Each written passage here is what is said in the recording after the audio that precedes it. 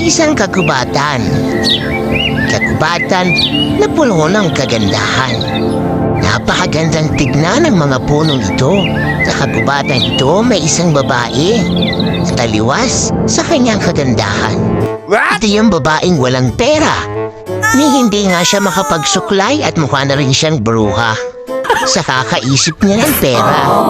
Ang nais na ng babaeng ito ay makapagpasalon.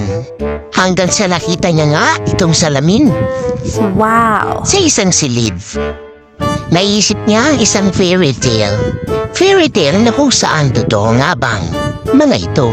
Kung makakahiling lang daw siya, hindi siya pwedeng humiling ng washing machine. Ano mang material na bagay na makakatulong sa kanya. Bibigyan siya ng pagkakataong humiling sa salamin na ito. Dahil mawala nga yung stress sa kanyang pagbumukha. At naisip niya na humiling sa salamin ito. Ibigay kaya sa kanya? Mirror, mirror on the wall, who is the prettiest of them all? Bakit ganun? Parang di naman nagbabago.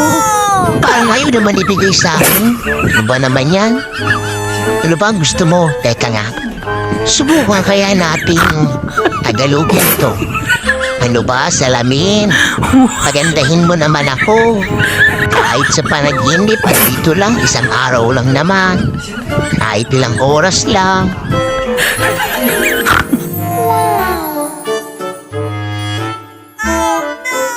Mo naman pala ng Tagalog, hindi mo pa sinabi nung una. Hirapan pa akong mag-Ingles.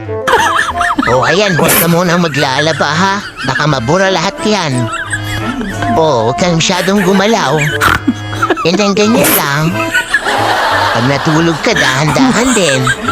Baka mabura lahat yung makeup mo. At ma-stress ka na naman. O yan ha, pinagbigyan ka na. Tagalog lang pala ang gusto eh. O kayo, baka gusto niyo rin mag-wish. Katulad ko. Pagbigyan niyo na yung mga sarili niyo yan, mga nanay. Yung salamin. I-chat niyo lang ako, ipapahiram ko rin sa inyo.